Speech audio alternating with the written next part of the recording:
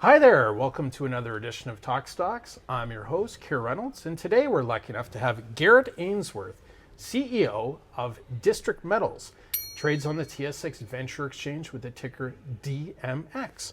How you doing today? I'm doing great, Keir. Great to be on here with you. Hey, thanks for accepting the invite, and hey, we're here at SMI, the Swiss Metals Institute, here in Zurich, and almost done the first day. How's the first day been for you?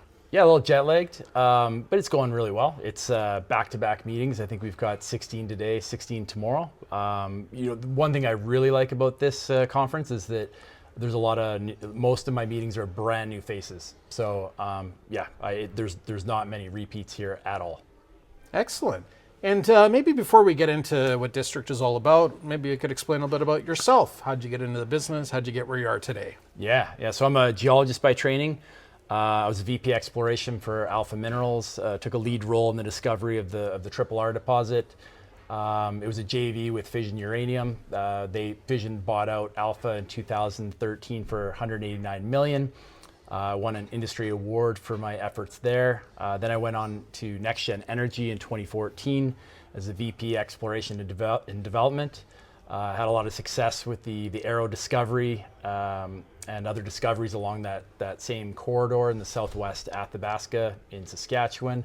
Again, won some industry awards. And then after NextGen, I left in 2018 and got a hold of a shell company with some great shareholders, such as Warren Irwin and Mike Marisitz from PI or Ventum now. And started looking for a project around the globe that was not uranium, because at the time in 2018 no one really cared about uranium at all. And that's where I found our Tomtebo project, base metal polymetallic in Sweden. And then we picked up some more base metal projects, and then more recently have picked up some excellent uranium projects in Sweden, with our flagship there being the Viken property, which hosts the second largest uranium deposit in the world. Wow, fantastic. So you've kind of started, maybe you could give us a bit more of an overview of District. What's your flagship project? Where are you kind of spending most of your time? Yeah, so we entered Sweden 4 years ago in 2020. We actually, when we acquired our Tomtebo project off EMX royalty, it was right before the COVID drop in the stock market. So I thought, like, oh gosh, what have I done? But it actually turned out to be pretty good, because we halted the stock, and so we actually didn't experience a drop on our share price because we were halted.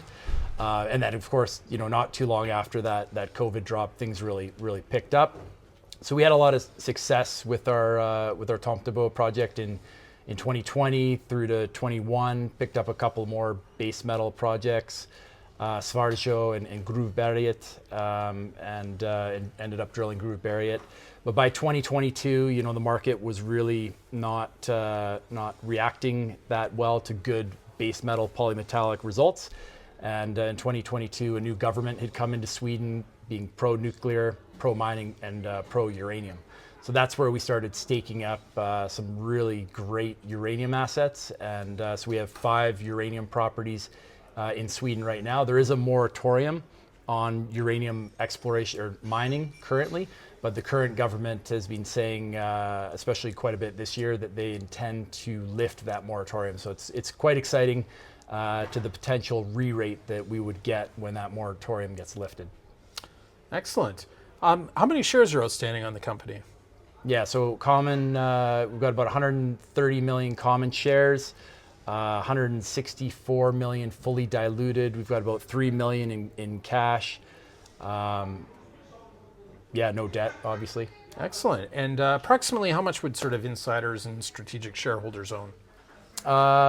So about 4.9%. Myself, I own about 3.34 million common shares, almost the same in stock options, and then just a few warrants. So I'm probably the largest holder on the insider front. But I've purchased my shares anywhere between 12 cents and 40 cents, and we're currently trading at 35 cents right now. Excellent. And what are some near-term catalysts that we should be on the lookout for? Yeah, so with our base metal projects, we've actually got Boliden optioning into our Tomtebo property by spending $10 million over the next 4 years. We've just completed the first year. So we're drilling Tomtebo, and then also one of their projects they've brought into our collaboration being Stolbetty. So we're currently drilling Stolbetty, and should have drill results out, I would think, early in 2025. And then we'll go back to drilling Tomtebo as well. So there's a lot of action on the base metal front.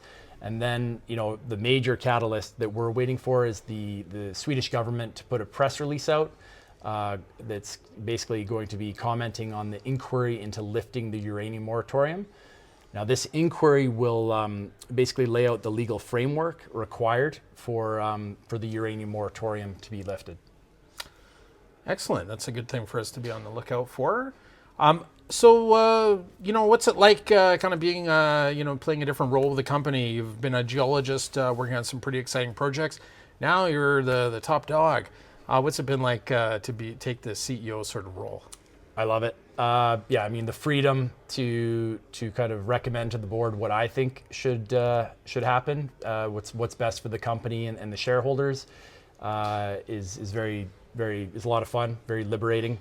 I think my biggest challenge is making sure that I don't go down the rabbit hole of geology. I go down a certain way to make sure everything looks good, but I don't go too far down because you can get pretty caught up with geology when that's your background. And do you spend much time on the projects? So actually after this SMI conference, I'll be going to Stockholm on this Friday. On the 22nd, and then heading to our Stolberry project where we're drilling. So I always make sure to stop in to our projects when we're drilling, and I've actually spent quite a bit of time on the ground on our uranium projects because that is my background, coming from the Athabasca Basin. So I've spent quite a bit of time in the spring and summer checking out our 5 uranium projects with scintillometers and going over some of the historical data as well, just so we know exactly our next steps when the moratorium is lifted, then we run full speed. What any macro thoughts kind of on uranium? I'm sure if we look back 5 years ago to where we are today, we probably wouldn't have even believed it. But what are some macro thoughts from somebody like yourself who's been so deep and intertwined in the sector?